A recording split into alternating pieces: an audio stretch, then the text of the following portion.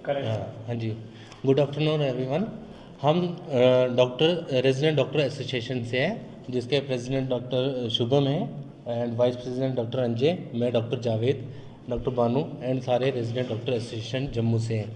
ये हमारी press conference इस बेस पे है जो assessment criteria for selection against the post of professor, assistant professor and senior resident, उसके बेस पे जो गवर्नमेंट ने हमें असेसमेंट क्राइटेरिया दिया है उसकी कोई एलिजिबिलिटी क्राइटेरिया के बेस पे ये प्रेस कॉन्फ्रेंस की जा रही है, जो कि हम सारे बच्चे जो गवर्नमेंट मेडिकल कॉलेज में नीट क्वालिफाई करके आए थे वो इस क्राइटेरिया में फॉल नहीं करते।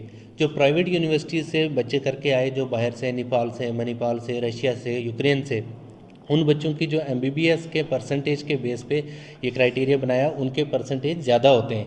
जो GMC Jammu, GMC Srinagar schemes और बत्रा मेडिकल कॉलेज जो जम्मू के यूटी में जो गवर्नमेंट मेडिकल कॉलेज के बच्चे हैं, इनके जो एमबीबीएस पास परसेंटेज है 50 रखी हुई है। मैक्सिमम बच्चों के 50 से 60% के बीच में पास परसेंटेज होती है और उसी के बीच में उनको मार्क्स मिलते हैं। उस बेस पे इन्होंने मैक्सिमम पॉइंट जो 50 पॉइंट है वो एमबीबीएस के मार्क्स को दिए हैं। बाकी जो पॉइंट 25 पॉइंट्स दिए हैं उसमें रखा है first position in particular year. लेकिन के फर्स्ट ईयर एमबीबीएस में फर्स्ट पोजीशन चाहिए, सेकंड ईयर एमबीबीएस में, थर्ड ईयर में और फाइनल। ओवरऑल यहाँ पे कभी कन्वोकेशन नहीं होती थी, किसी भी बच्चे को पोजीशन नहीं दी जाती थी, सबको एक एवरेज मार्क्स दिए जाते थे। उस बेस पे कोई एमसीक्यू बेस्ड ये एग्ज़ाम नहीं है, सिर्फ एक असेसमेंट रखा है on the basis of MBBS, जिसमें पोस्ट ग्रेजुएशन के मार्क्स नहीं काउंट किए, वो डिग्री काउंट नहीं की है, उसके बाद का एक्सपीरियंस काउंट नहीं किया है। तो ये सारी असेसमेंट जो है ये इसके खिलाफ, मतलब ये नहीं है, किसी भी एलिजिबिलिटी में नहीं आता है। हम ये सारा चाहते हैं कि जैसे एम्स दिल्ली का, पीजीआई चंडीगढ़ का जो फॉलो होता है क्राइटेरिया, जैसे एमसीक्यू हो जाते हैं 80 मार्क्स जो एमसीक्यू बेस्ड हो और 20 फिर इंटरव्यू के हो। ये एक फेयर प्रोसीजर होगा सिलेक्शन के लिए। हमारी वही डिमांड है। एक 10 दिन के लिए हम अल्टीमेटम देते हैं, उसके बाद हम सारा स्ट्राइक करेंगे जिसमें ओपीडी बंद रहेगी, इमरजेंसी सर्विसेज चलती रहेंगी। 10 दिन का हम ये अल्टीमेटम देते हैं गवर्नमेंट को कि इस ऑर्डर को रिवोक किया जाए। एंड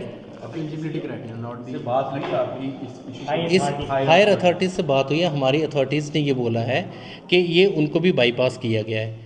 ये जो एलिजिबिलिटी क्राइटेरिया है ना, उसमें एमबीबीएस और पीजी आना चाहिए, जो कि पोस्ट ग्रेजुएशन किए जाते हैं। एक सिलेक्शन प्रोसेस जो है, एक सिलेक्शन क्राइटेरिया दिया जाता है।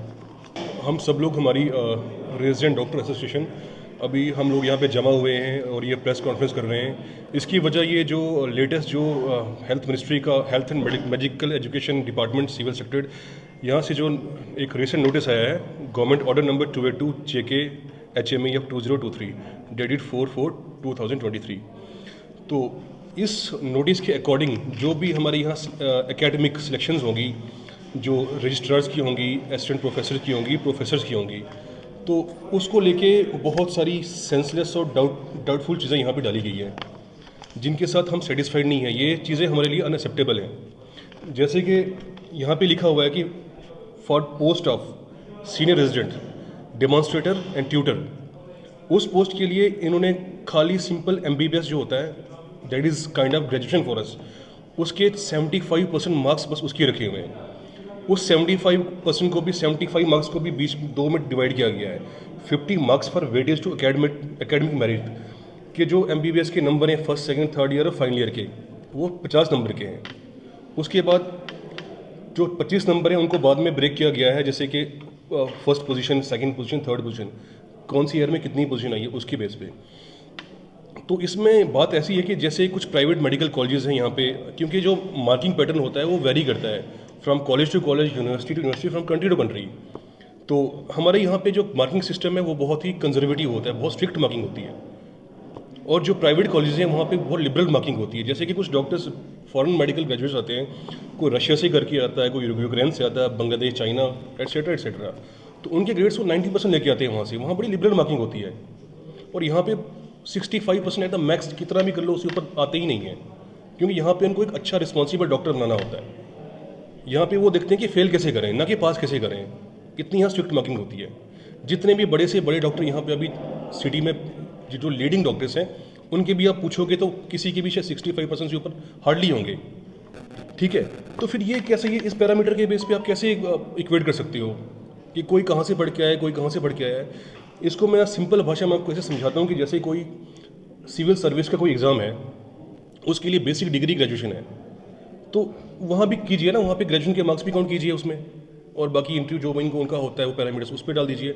जैसे जुडिशरी का है, कोई बंदा मुंशी बनता है, उसका एग्ज़ाम होता है, उसमें LLB के नंबर भी ऐड कर दीजिए, ये वही हो गया ना।